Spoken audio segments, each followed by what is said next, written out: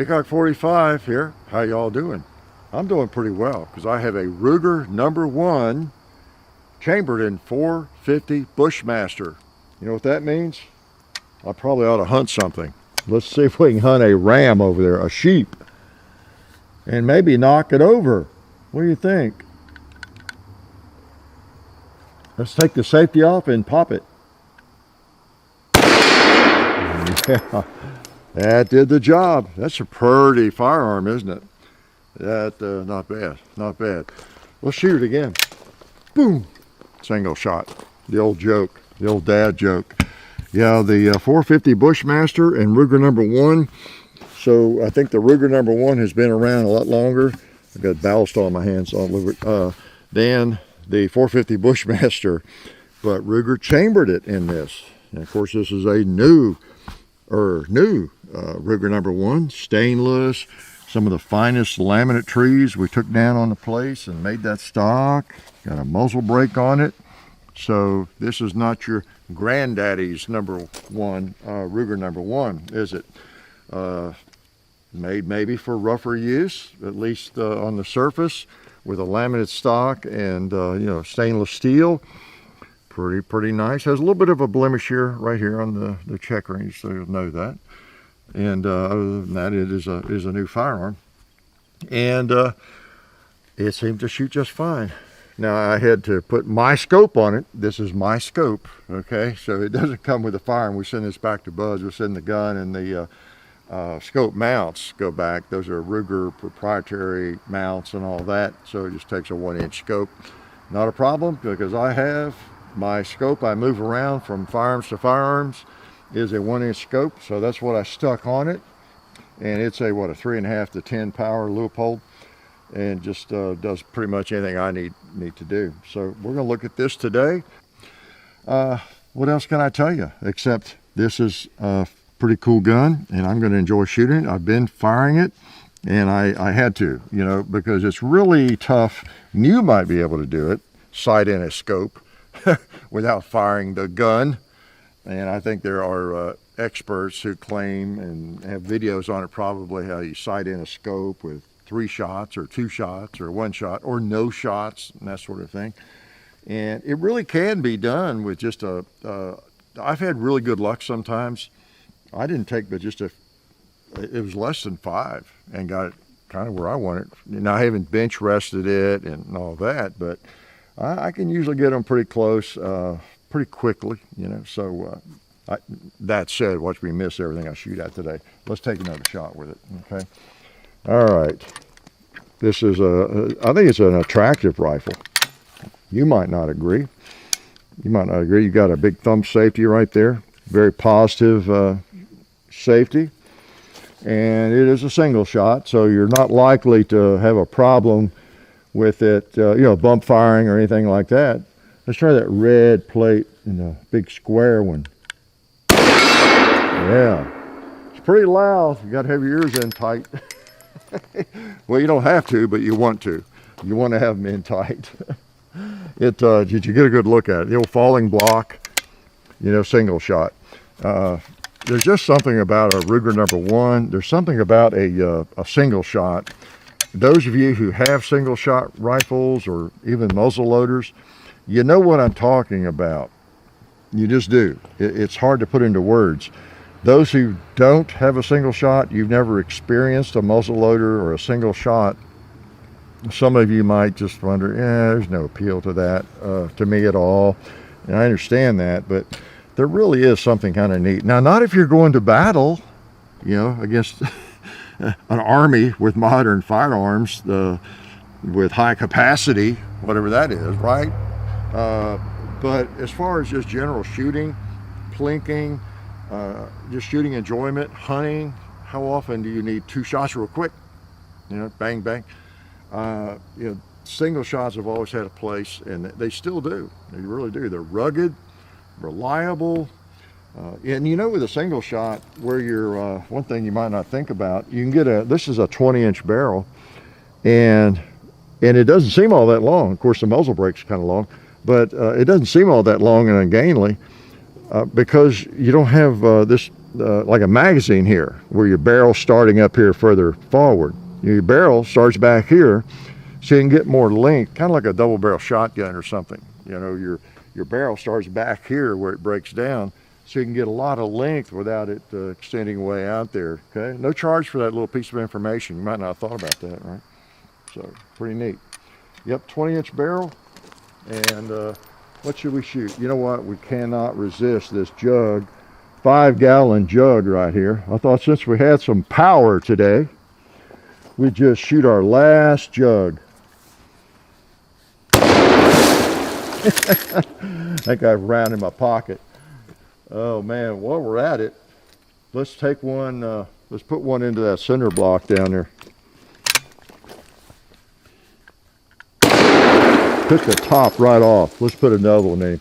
Shot a little higher than I meant to. I was overcompensating for the scope. Yep, 450 Bushmaster, similar ballistically to 4570, and a smaller round. Chambers on a lot of different firearms. What's the advantage of it? Well, I don't know. It'll chamber in an AR-15 if anybody's made one that's reliable at this point. And that's one of the claims to fame. You can just shoot it in an AR-style rifle.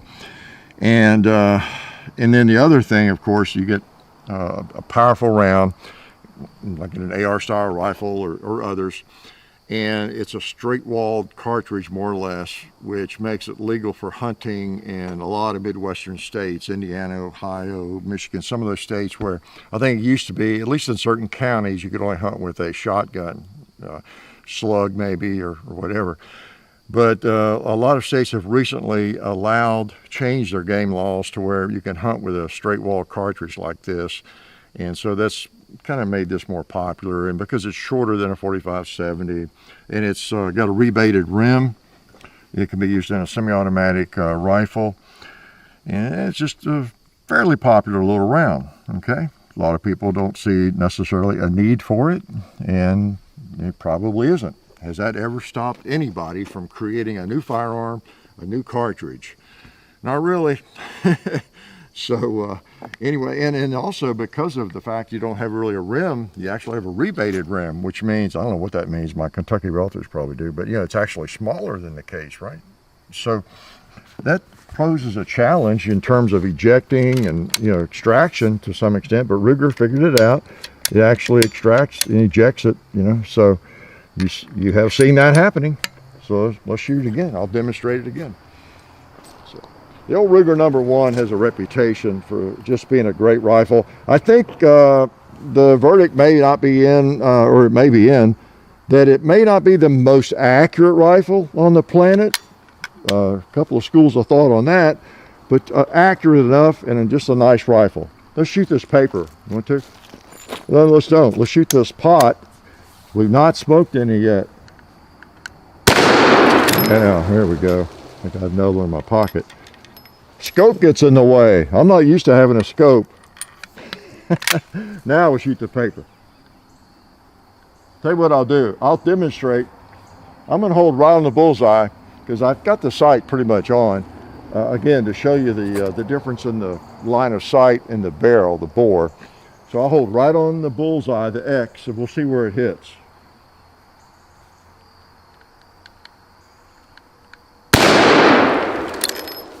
Okay, it was, yeah, a little low, even at that distance. And that's what's going to happen, right? So something to be aware of. Whenever I'm sighting in a rifle, I'll put up some paper here down there where the swinging plates are in that area and start getting it close.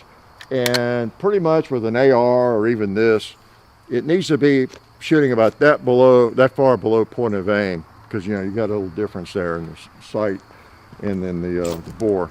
Okay. Again, I won't charge for that piece of information. Anything else about this that you wanted to know? Got your lock on your lever there, and again, that's proprietary rings, Ruger. You got this. This is not a Picatinny rail. It's Ruger, and I really, quite honestly, kind of forgot that when I ordered. I was thinking I could just pop my scope and mount on there, and go to town. Oh no, I can't do that. I got to use the Ruger rings, and there's not a problem. They come with the firearm, and I was able to get my scope on there, okay? But I'm going to keep my scope. And of course you've got the muzzle brake there. That's some pretty stainless steel, some pretty laminate there, just like we grow here at the compound. Okay, we may not hit every target because I don't want to keep you all past dinner, but we'll shoot a few more times. Is there anything else about it you wanted to know? I don't know. They're not cheap. Gosh, I think this is just the gun. I'm drawing a little bit of a blank. I'm thinking, show them, John. I think I've got a note here somewhere. Yeah, I knew. They sell for about $14.50. Okay, so they're not cheap, and that's without a scope. So Ruger number ones have never been an inexpensive firearm. They are going to set you back a little bit, and literally, right? And you know, most single shots that I'm aware of that you can name, the replicas that Uberti makes, whether it's a high wall or just whatever, a trap door, Ruger number one, there are a lot of really cool single shot rifles out there, and replicas or just whatever. They're going to knock you out of $1,000 or $1,200 or $1,300. That's just you would think with no more moving parts, maybe that'd be less money, but generally they're not. Part of that's just the market and everything. So anyway, pretty cool. You can count on a Ruger number one generally, I think, to last probably as long as you will, or I will. Got your sling mounts there, and no spacers come with this one. Okay, like, with some of this type of rifle. 450 Bushmaster, getting up, like again, close to basically around 445, 70 ballistics, and a lot of people really like it, and I think it's fine. I saw they had one chambered in it, and I had some ammo left from Federal. I thought, you know what, let's just get that. It'd be kind of neat. We've done a Ruger number one, an older one, in on safe, and what was it, 375 H&H. One thing we've not shot yet is a 2-liter. Let's see if it'll blow one up.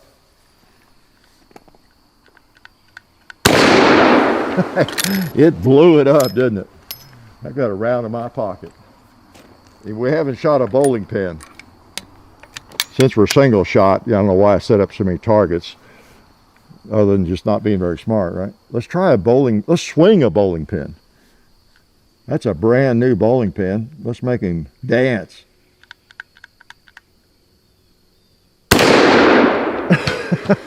Oh, I ruined a 2-liter. I knocked that off. Well, I'll tell you what, when you got a lot of power, things just happen, don't they? They really do. So, like I said, let me shoot a couple more times. Like I said, a single shot is just special. I've had a lot of experience with single shot rifles, vintage, old antique guns, and reproductions, Ruger number ones, muzzle loaders, and there's just something special about it. Knowing you have one shot, the simplicity of it, it's just cool. And yep, there it comes, Homeland Security again. But those of you who know what I'm talking about,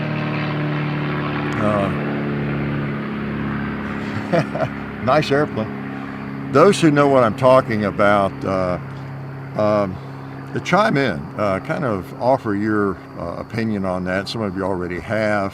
What I'm talking about there, it's just something you need to experience, just like folks who've never experienced a revolver, or a lever gun or whatever, a muzzle loader. You just need to have that experience before you can really appreciate it, like a lot of things, right?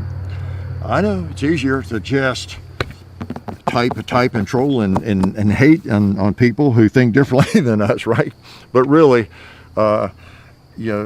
it's just an experience some have had, some have not. There's just something neat about it. If you're really a firearms enthusiast, I think you get it. I think you do.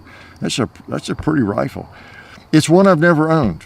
I like single shots. I tend to go for the historically, well, I'll say accurate, but the historical single shots, even if it's a reproduction, over these. But even though these are a fairly close, I think, what do you call it, a copy of, what was it? I forgot the name. Something I think made in Germany, maybe. So a firearm I wasn't as familiar with until recent years. But so it's not just totally out of the blue. But I like those old American single shots with a trapdoor, high wall, rolling block, and those are my preference over these. But I do like these. If I were a hunter, I might want a rig just like this, don't I? Okay, so let me take a couple more shots. I'll let you go. The scope on this is, again, for those who are interested, I don't know if John showed you that, but you can see the end of the box over there. That's the scope I picked up I don't know, a couple years ago just to move around in various firearms. So that's the scope I have on it, if you're curious, that Leupold. And that's mine, of course. So 450 Bushmaster. That's a pretty firearm, no doubt about it. You folks also up in those states where you can now hunt with a straight-walled cartridge, feel free to share your experience with the 450 Bushmaster. If that's one of them that you're using, I'm going to go over there and shoot. Let's shoot that steel plate on the right.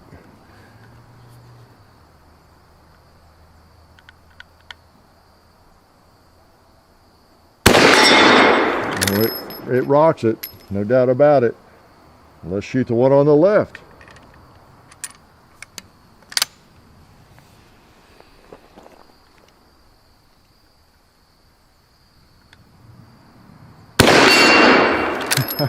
Hits pretty hard, no doubt about it. So I won't keep you all night. I just wanted to show you this, and it's always fun to shoot a Ruger #1. They're just really nice rifles. Many of you have discovered that. And again, 450 Bushmaster made some sense, had some ammo, and it's a new cartridge. Some of you have fallen in love with it. Some of you probably hate it, but got a nice little rig here, I have to say, with plenty of punch for about anything, I guess, on this continent and maybe some others, right? And I often don't scope, my rifles. But when this one did not have a sight on it, I thought, you know what? I probably should put a sight on it, and I would be able to shoot it better, of some kind. And I happen to have one. So we had a little ballistol and stuff there. I was running a snake through it before we did the video. I like to do that, as I've discussed. Make sure the bore is clean and chamber is clean before I start. So if we have problems, it's not because I've been out here shooting it up and getting it dirty. Then we know what the issue is. So the ammo doesn't fit or something. So Ruger #1, always a nice rifle, and glad you all came by to just watch me shoot it. I'm sorry you weren't here to shoot it. You believe that? No, I'm not sorry you're not here, but we do appreciate you coming by to watch, okay? Appreciate you supporting the good folks that support us, okay? So come back again, and I'll probably be here, John and me both. So life is good. Tired. It's a long walk from where I had to shoot that. Oh man.